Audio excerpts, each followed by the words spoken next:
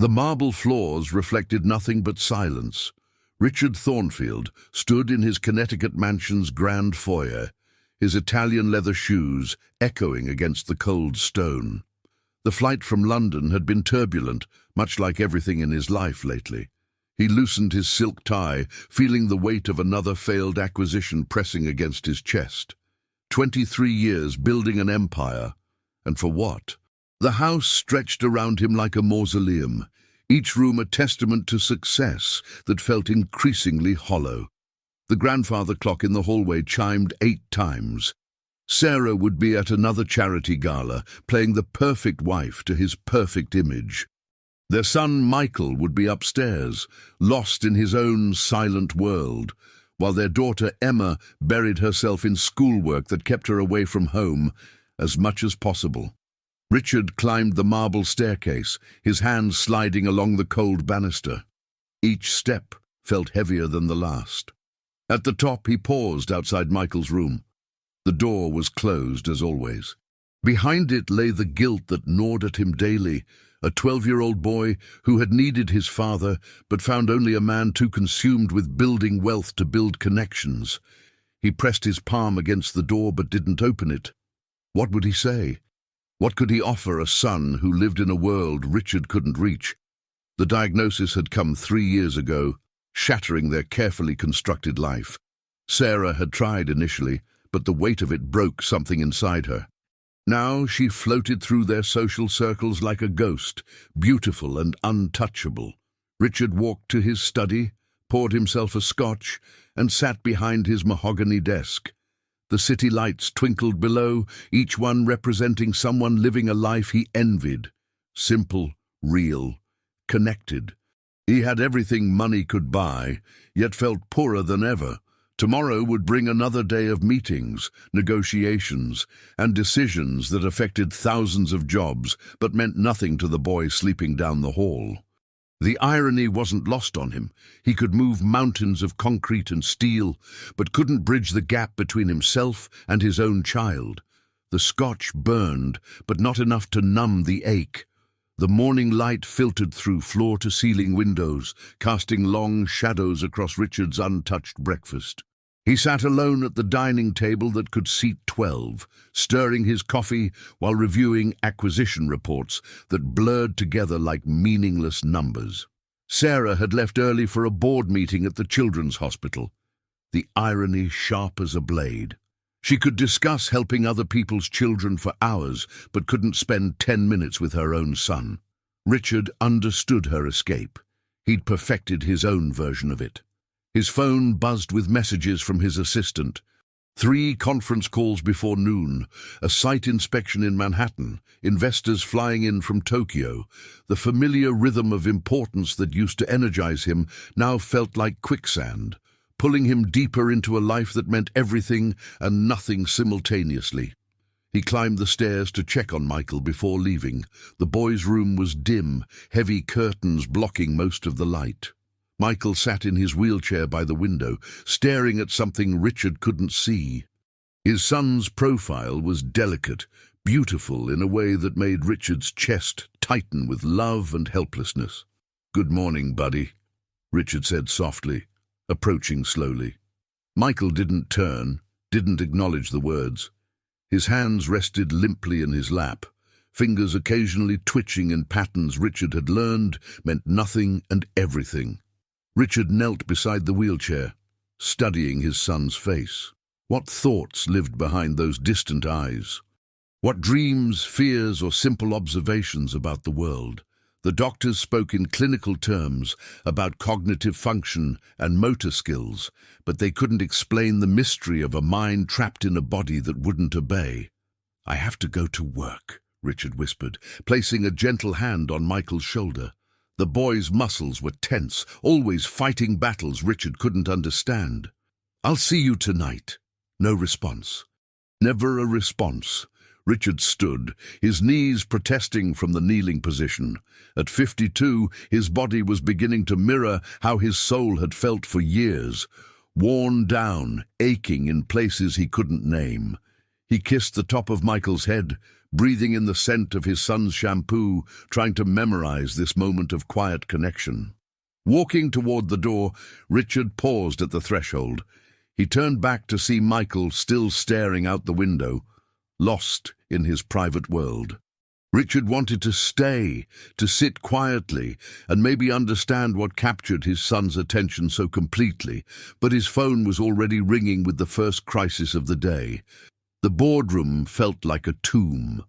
23 floors above Manhattan, Richard sat at the head of a polished table surrounded by men in identical suits, discussing profit margins and zoning regulations. Their voices blended into white noise as he stared at architectural plans that would house thousands of families, yet he couldn't connect with the one family that mattered most. "Richard," his partner's voice cut through the fog. "The Morrison Project?" Richard blinked, refocusing on faces that expected decisive leadership. "Move forward with Phase 2. The words came automatically, muscle memory from decades of making choices that affected millions of dollars and hundreds of jobs. After the meeting, he stood alone in his corner office, watching tiny figures move along the sidewalks below. Each person had somewhere to go, someone waiting for them. Richard's reflection in the window looked back at him, expensive suit, silver hair, the face of success that felt like a mask he couldn't remove. His assistant knocked softly. "Mrs. Thornfield called. She'll be late tonight. Another foundation dinner." Richard nodded without turning around. Sarah's schedule had become an elaborate dance of avoidance, each charity event a step further from their shared pain. He understood. They both fled in their own ways. He built towers while she built walls. The drive home felt longer each day. His driver navigated Connecticut's winding roads, while Richard sat in the back seat, watching estates pass by like monuments to other people's lives. Behind those gates lived families who perhaps ate dinner together, shared stories, connected in ways he'd forgotten how to attempt. At home, the silence greeted him like an old friend. Emma was at debate practice, wouldn't return until after 8. Sarah was playing her role in society's theatre.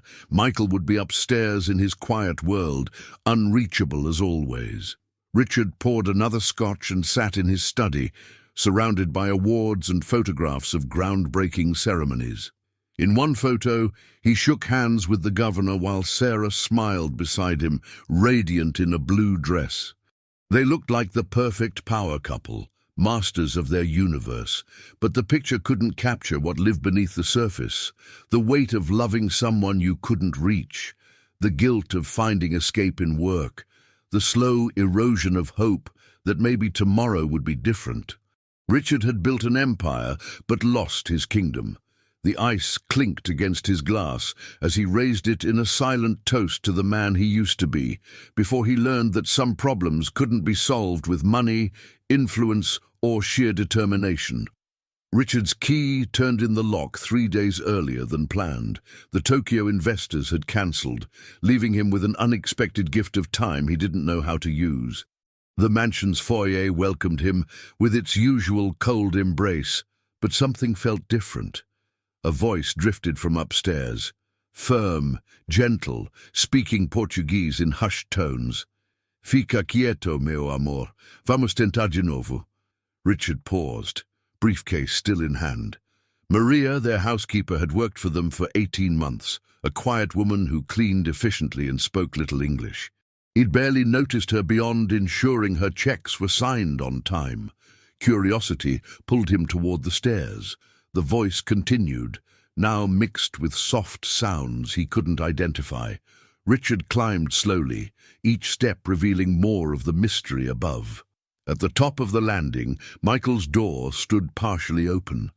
Through the gap, Richard saw something that made his breath catch. Maria knelt beside his son's wheelchair, her weathered hands gently manipulating Michael's arm in slow, deliberate movements. "Asim, devagar," she whispered, her voice carrying a tenderness Richard had never heard directed at his child. "Feel the muscle, querido. Remember how it wants to move." Michael's face showed something Richard had almost forgotten existed: attention. His son's eyes tracked Maria's movements, his expression more alert than Richard had seen in months. Maria's hands were magic. She worked with Michael's leg, bending the knee carefully, her touch confident yet infinitely gentle. She spoke continuously in Portuguese, her words creating a rhythm that seemed to calm both her and the boy. Richard pressed himself against the wall, afraid to breathe too loudly. This woman, whom he'd seen only in passing, was doing what teams of expensive therapists had failed to accomplish, truly connecting with his son. "Bom menino," Maria murmured as Michael's hand opened slightly under her guidance. "You're stronger than they think, Nay." The session continued for 20 minutes. Maria moved Michael's limbs with the patience of someone who understood that progress measured in millimeters was still progress. She hummed softly, a Brazilian lullaby that seemed to unlock something in Michael's tense body. When she finally helped Michael back into his wheelchair, she kissed his forehead gently. "Amanhã we try again, Sim." Richard retreated quietly to his study, his mind racing. Who was this woman? Where had she learned to work with children like Michael? And why, in 18 months, had no one mentioned she was doing this? He sat behind his desk, staring at nothing, replaying the scene upstairs. For the first time in years, he'd seen his son respond to human touch with something other than withdrawal. The next morning, Richard found excuses to linger near the house. He delayed his first meeting, claiming he needed to review contracts at home. In truth, he wanted to observe Maria without interruption. She arrived at 7:30, as always, carrying a worn leather bag that Richard had never paid attention to before. Maria was 45, small-framed but strong, with calloused hands that spoke of years of hard work.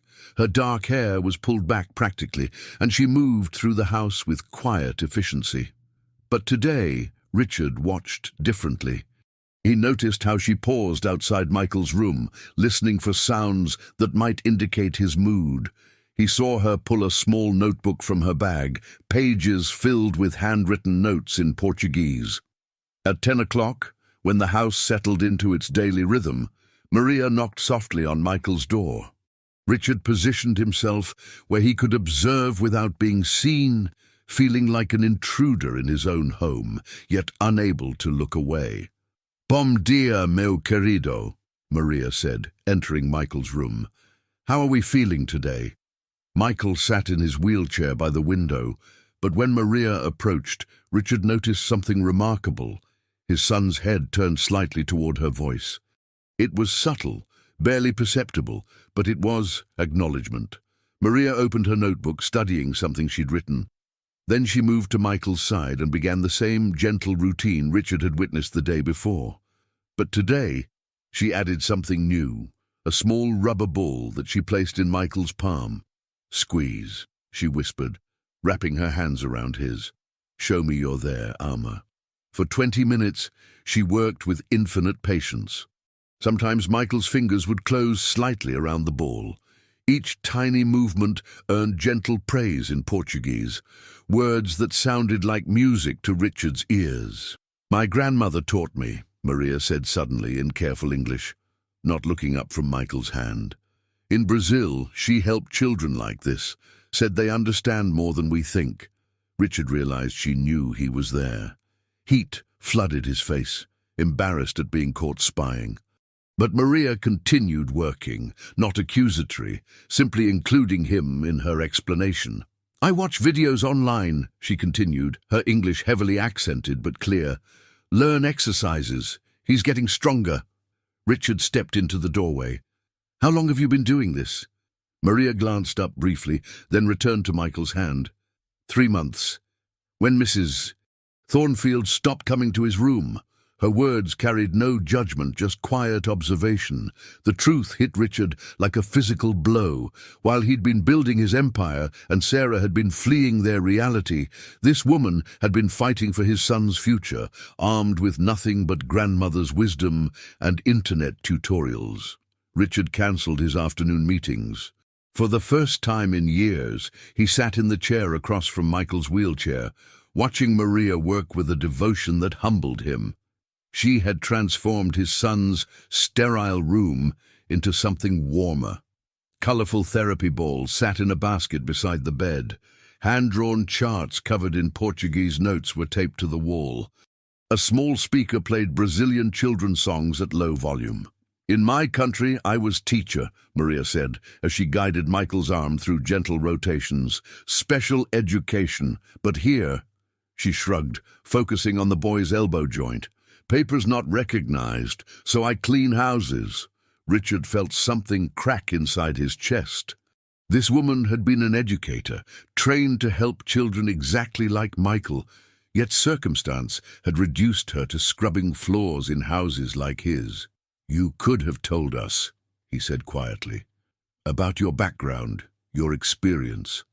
Maria's hands never paused in their work. "Would you have believed? Brazilian cleaning lady who says she knows therapy?" She smiled sadly. "Better to show than to tell." Michael made a small sound, almost like a sigh. Both adults looked at him immediately. His eyes were focused on Maria's face with an intensity Richard rarely saw. "He knows you care," Richard observed. "Children feel everything," Maria replied. "They know who sees them as whole person, not broken thing." The words hit their target. Richard realized he'd been seeing Michael as a collection of limitations rather than a boy with untapped potential. Maria saw his son completely, challenges and possibilities existing together. "What does he like?" Richard asked, surprising himself with the question. Maria's face brightened. "Music. Brazilian songs make him calm. And he likes when I tell stories about birds. My grandmother used to say birds carry messages between worlds." As if summoned by her words, a cardinal landed on the windowsill outside. Michael's gaze immediately shifted to the bright red bird, and Richard could swear he saw the ghost of a smile cross his son's face.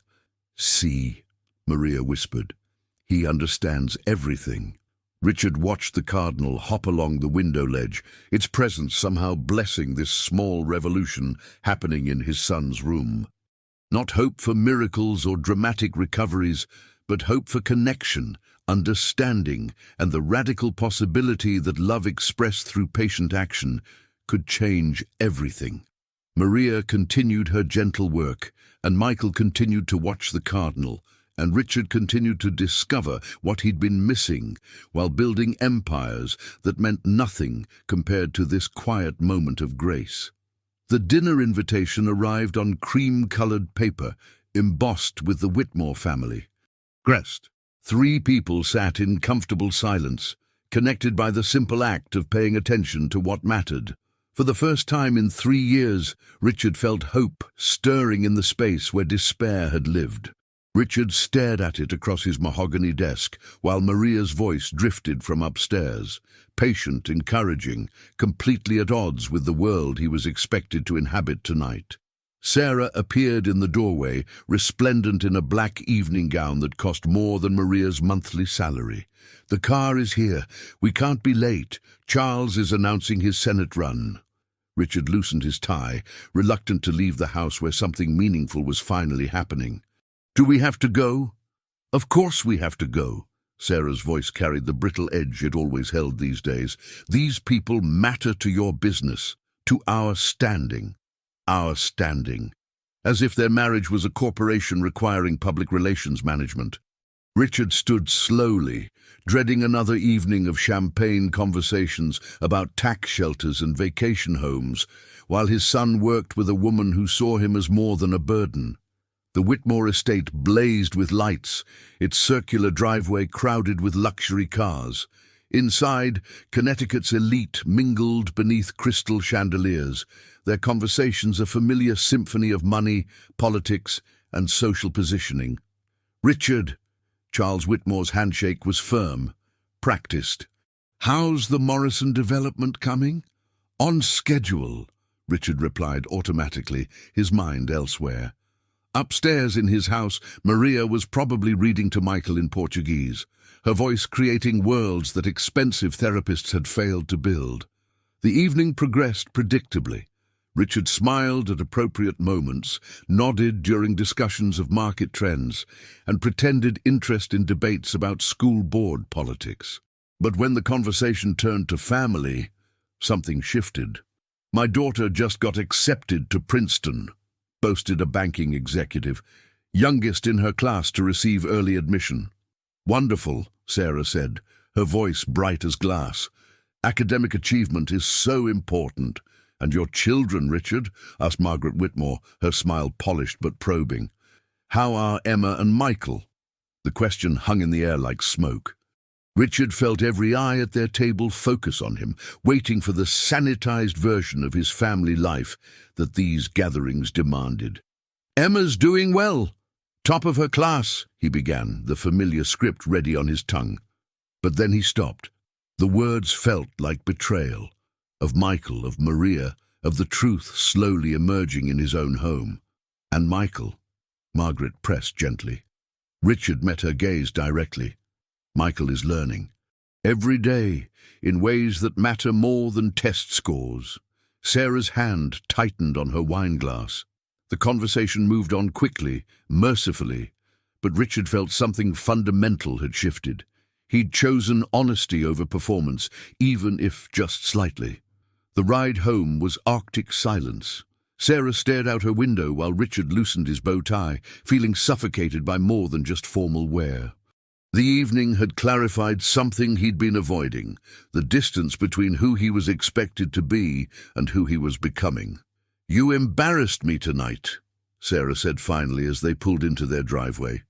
Richard turned to study his wife's profile in the dim light. Once, her beauty had been his anchor. Now it felt like porcelain, perfectly crafted but fragile, unable to bear the weight of real emotion. How? Talking about Michael like that? As if she struggled with words. People understand when we keep it private, when we maintain dignity. Dignity? Richard's voice was quiet but sharp. Is that what we call ignoring our son? Sarah flinched as if slapped. "I don't ignore him. I can't watch him struggle anymore, Richard. It breaks something inside me every time." For a moment her facade cracked, revealing the pain beneath. Richard saw his wife clearly for the first time in months, not avoiding their reality out of vanity, but drowning in grief she couldn't express. "Maria doesn't see him struggling," Richard said gently. "She sees him trying." "Maria is the housekeeper." Sarah's walls reconstructed instantly. "She doesn't understand the complexities of his condition. She was a special education teacher in Brazil." The words hit Sarah like cold water. Her composure shattered completely, tears streaming down carefully made-up cheeks. "You're saying a cleaning woman understands our child better than his own mother?" Richard reached for her hand, but she pulled away. "I'm saying maybe we've been looking at this wrong. Maybe fighting isn't always struggling. Maybe progress isn't always obvious." Sarah composed herself with visible effort, wiping her eyes. "I'm going to bed. We'll discuss this tomorrow." She walked into the house ahead of him, her heels clicking against marble like countdown timer. Richard sat in the car for several minutes, processing the evening's revelations. Upstairs, a light glowed in Michael's room. Richard climbed the stairs quietly and peered through the doorway. Emma sat beside her brother's bed, reading aloud from a book about ocean creatures. Michael's eyes tracked her voice, attentive and calm. "Hey, Dad," Emma whispered without looking up. "Maria taught me some of her exercises. Michael likes the story about dolphins." Richard watched his daughter, 17, beautiful, confident in ways he'd never learned to be, caring for her brother with natural ease that humbled him. "How long have you been helping her?" Emma finally looked up, her eyes holding knowledge beyond her years. "Since I figured out what she was really doing here, someone had to help." The truth crystallized. While he and Sarah had been drowning in their separate griefs, their daughter had been quietly stepping into the space they'd abandoned. Richard found Maria in the kitchen the next morning, preparing Michael's breakfast with the same careful attention she gave his therapy sessions. She cut fruit into small pieces, arranged them in colorful patterns that might catch his interest. "We need to talk," Richard said, pouring himself coffee he didn't want. Maria's hands stilled on the cutting board. Her shoulders tensed slightly, the reaction of someone who'd learned to expect disappointment from people in power. "I'm not in trouble?" she asked quietly, not meeting his eyes. "No, the opposite." Richard sat across from her at the kitchen island, trying to bridge the gulf between employer and employee, between his world and hers. "I want to understand what you're doing, how you learned it, what Michael needs." Relief flickered across Maria's face, followed immediately by caution. "You want to help?" The simple question exposed the complexity of his situation. Did he want to help? Or did he want to feel better about himself by appearing involved while maintaining his distance? "I want to learn," Richard said honestly. "I want to understand my own son." Maria studied his face for a long moment, then nodded. "Come, I show you." They went upstairs together. Michael was awake, sitting in his wheelchair, staring out at the morning light. When Maria entered, his posture shifted slightly, a subtle straightening that Richard had learned to recognize as acknowledgement. "Today we work on communication," Maria explained, settling beside Michael's chair. "Not words, feeling, connection." She placed her hand gently on Michael's shoulder. "Michael, your father wants to learn. Will you teach him?" Richard held his breath. His son's eyes moved slowly, focusing on Richard's face with an intensity that made his chest tight. For 30 seconds, father and son looked at each other directly. No barriers, no expectations, just recognition. "He sees you," Maria whispered. "Now you must see him." She guided Richard's hand to replace hers on Michael's shoulder. "Feel his breathing. Match your rhythm to his. This is how we begin, not with exercises, but with presence." Richard felt his son's steady breathing beneath his palm. Michael's muscles were tense, but not fighting. Gradually, Richard found himself breathing in sync with his child, their chests rising and falling together. "In Brazil, my grandmother called this alma connection," Maria said softly. "Soul connection. Therapy starts here, not with muscles." For the first time in 3 years, Richard sat completely still with his son. No agenda, no timeline, no goals beyond this moment of shared breathing. Michael didn't speak or move dramatically, but something passed between them. Acknowledgement, acceptance, the beginning of understanding. When the session ended, Richard realized tears were streaming down his face. "How do I help him?" Maria smiled gently. "You already did. You showed up." The boardroom felt different 3 weeks later. Richard sat at the head of the polished table, but his attention kept drifting to his phone, where a video Emma had sent showed Michael attempting to hold a spoon during breakfast. The movement was shaky, but deliberate. Progress Maria had helped him achieve. "The Hartford project needs your decision today," his partner James pressed. "The investors won't wait much longer." Richard looked at the architectural plans spread before him, another luxury development that would generate millions in profit. The numbers made sense. The opportunity was solid. 6 months ago, he would have signed without hesitation. "I need more time," Richard heard himself say. James frowned. "Time for what? We've analyzed this for months." "I need to understand the community impact. Who gets displaced? What alternatives we're offering." The room went quiet. Richard's reputation was built on decisive action, not social considerations that typically fell to government committees and non-profit organizations. "Since when do you care about community impact?" James's question carried genuine confusion. "Since I started seeing people as whole beings instead of profit margins," Richard thought. "Since Maria taught me that invisible doesn't mean unimportant." "Since now," Richard said simply. "Table it for a month. I want comprehensive community impact studies before we proceed." The meeting ended with uncomfortable silence. Richard's assistant handed him messages from 3 major investors, all expressing concern about his recent hesitation on sure things. His reputation for aggressive expansion was shifting, and the market was noticing. That evening, Richard found Sarah in her dressing room, preparing for another charity event. Her reflection in the vanity mirror looked fragile, porcelain perfect but somehow hollow. "I've been thinking about what you said," she began carefully. "About Maria, about Michael." Richard sat on the edge of their bed, watching his wife apply makeup with practiced precision. "And? Maybe I could observe, see what she's doing." The words came out hesitantly, as if speaking them made her vulnerable to new pain. "She'd welcome that," Richard said gently. "Maria believes in family involvement." Sarah's hands trembled slightly as she set down her mascara. "I'm afraid, Richard. Afraid of hoping again. Afraid of failing him again." For the first time in months, Richard saw past his wife's carefully constructed facade to the terrified mother beneath. Sarah hadn't been escaping their reality. She'd been protecting herself from the agony of watching her child struggle without being able to help. "What if we fail together this time?" Richard suggested. "What if we learn together?" Sarah turned to face him directly, her evening gown forgotten. "Do you think he'll let me? After all this time?" "Children forgive easily," Richard said, repeating words Maria had shared with him. "They just want to be seen." Sarah nodded slowly, tears threatening her carefully applied makeup.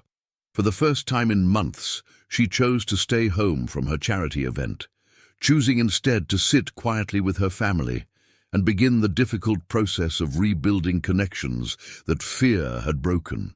The sound came during Maria's afternoon session with Michael, soft, barely audible, but unmistakably deliberate. Sarah sat in the corner chair, watching with the intensity of someone trying to decode a foreign language. "Obrigado." The Portuguese word hung in the air like a miracle. Michael's eyes focused on Maria's face as he repeated the sound, clearer this time. "Obrigado." Maria's hands flew to her mouth, tears streaming down her cheeks. Sarah gasped, rising from her chair instinctively. Richard, who had been watching from the doorway, felt his knees almost give way. "Thank you," Michael said in Portuguese, his first clear words in over a year. The room filled with a silence more profound than any sound. 3 adults stared at a 12-year-old boy who had just shattered their assumptions about what was possible. Maria was the first to move, gently taking Michael's hands in hers. "De nada, meu amor," she whispered. "You're so welcome." Sarah approached slowly, as if afraid to disturb the magic of the moment. "Michael, sweetheart." Michael's gaze shifted to his mother. His expression was alert, present in a way that made Sarah's breath catch. For 30 seconds, mother and son looked at each other across the gulf that grief and fear had created. "I'm sorry," Sarah whispered, tears flowing freely. "I'm so sorry I left you." Michael's hand moved slightly. Not much, but enough. Sarah understood the gesture and took his fingers in hers, marveling at the warmth of connection she'd thought she'd lost forever. Richard entered the room fully, completing the circle around Michael's wheelchair.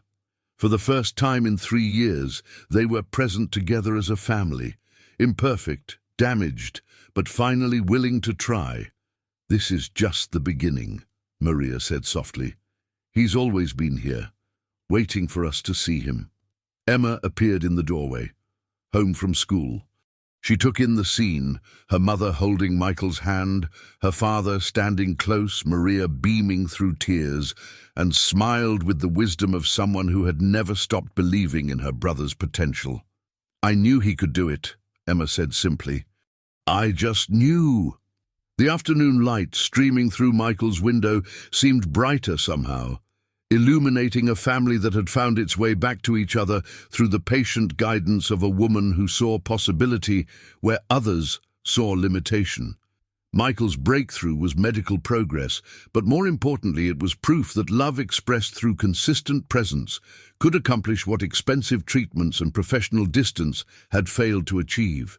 Richard realized that Maria had given them more than therapy techniques.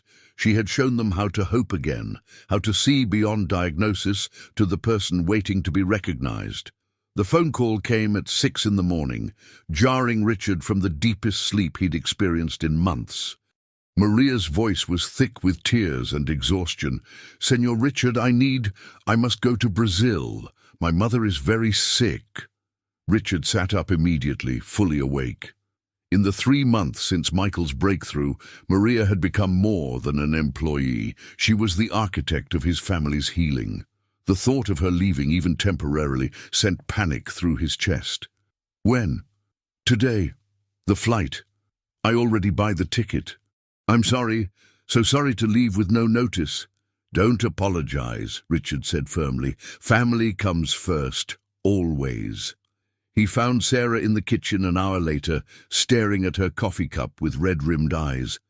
The news had shaken her more than she expected. Over the past months, Sarah had slowly rebuilt her relationship with Michael, with Maria as her patient guide and translator. "What if he regresses?" Sarah whispered. "What if without her voice, her touch, he goes back to that distant place?" Emma appeared in the doorway, still in her pajamas. "Then we'll be what he needs," she said, with the certainty of 17 years. "Maria taught us how. We just have to remember." Richard drove Maria to the airport, her small suitcase containing everything she owned in America. In the car, she handed him a notebook filled with exercises, observations, and detailed notes about Michael's progress. "Everything I know is here," she said. "But remember, the important thing isn't the exercises, it's the seeing. You see him now. That won't change." At the departure gate, Maria hugged Richard tightly. "Take care of my boy," she whispered. "He's not just your boy anymore," Richard replied. "He's ours. All of ours." The first week without Maria tested every lesson she'd taught them. Michael seemed confused by her absence, his responses more subdued. But gradually, the family found their rhythm. Richard scheduled his meetings around therapy sessions. Sarah learned to read Portuguese children's books aloud. Emma researched occupational therapy programs at nearby colleges. 10 days after Maria left, Michael said, "Mama," in English, his first English word since his breakthrough. Sarah wept openly. Understanding that her son was calling her back into his world, they established new routines built on Maria's foundation. Morning sessions with Richard focused on physical exercises. Afternoons belonged to Sarah and music therapy. Evenings were Emma's time for reading and gentle conversation. The house began to feel different.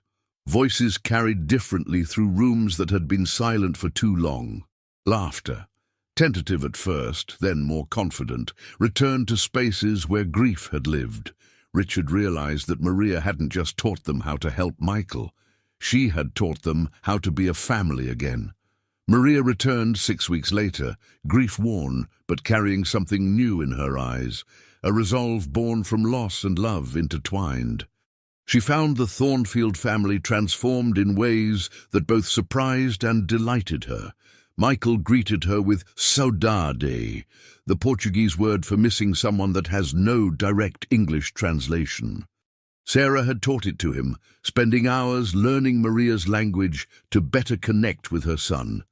"You kept him growing," Maria marveled, watching Michael attempt to feed himself with a specially adapted spoon Richard had researched and ordered online. "We kept each other growing," Sarah corrected gently. In Maria's absence, something remarkable had happened. Word had spread quietly through their social circle about Michael's progress. 3 other families with special needs, children, had approached Richard, asking about his son's improvement and the woman who had made it possible. "Mrs. Henderson called again," Emma reported during dinner. "Her daughter has autism, and she wants to know if you'd consider helping them too." Maria's face showed both honor and concern. "I'm not certified here. If something happened—" "What if you could be?" Richard asked quietly. "What if we made that possible?" Over the following weeks, Richard began investigating. He discovered certification programs, immigration pathways, and the complex bureaucracy that had trapped Maria's talents in invisibility. His business connections suddenly served a different purpose, not building wealth, but building bridges. The breakthrough came through an unexpected source. Dr. Patricia Williams, a pediatric therapist who had worked with Michael years earlier, heard about his progress and requested a consultation. When she observed Maria's session, her professional skepticism transformed into professional admiration. "This is exactly what we need," Dr. Williams told Richard afterward. "Someone who understands that healing happens through relationship, not just technique." 6 months later, Maria enrolled in a certification program Dr. Williams had helped design specifically for experienced practitioners whose credentials needed official recognition. Richard quietly funded her education, while Sarah organized a support network of parents eager for Maria's approach to healing. Emma made her own decision that fall. Despite pressure to pursue pre-law at an Ivy League school, she enrolled in a local occupational therapy program. "I want to learn what Maria knows," she told her parents. "I want to see people the way she taught us to see Michael." The house on the hill began hosting weekend sessions for children and families. What started as Maria helping Michael had grown into something larger, a community of parents, siblings and children learning that limitation didn't define potential. Richard often stood at his office window now, not seeing profit margins in the city below, but seeing people with stories, struggles and dreams worth nurturing. His business evolved too, focusing increasingly on developments that served communities rather than displaced them. The mansion that had once echoed with emptiness now rang with children's voices, multiple languages, and the sound of hope being rebuilt one relationship at a time. 2 years later, the ribbon-cutting ceremony for Raízes Center drew families from across Connecticut. The name, Portuguese for roots, honored both Maria's heritage and the foundation she had helped every family plant. Richard stood beside the modest building his company had constructed, watching Maria address the small crowd in accented but confident English. She wore professional attire now, her certification certificate framed in her office, but her gentle hands remained the same. "Healing happens when we see whole person," Maria said to the gathered families. "Not broken thing to fix, but beautiful person to know." Michael sat in his adaptive wheelchair in the front row, his posture straighter than ever. At 14, he could communicate through a combination of words, gestures, and a tablet that spoke his thoughts. More importantly, his eyes held engagement with the world around him. Sarah managed the center's volunteer program, her organizational skills finally serving a purpose that fed her soul rather than her social obligations. She had found her way back to Michael through Maria's patient guidance, and in doing so had discovered parts of herself she'd thought were lost to grief. Emma, now in her second year of occupational therapy school, worked part-time at Raízes, learning advanced techniques while never forgetting the fundamental lesson Maria had taught them all. Connection heals more than methods.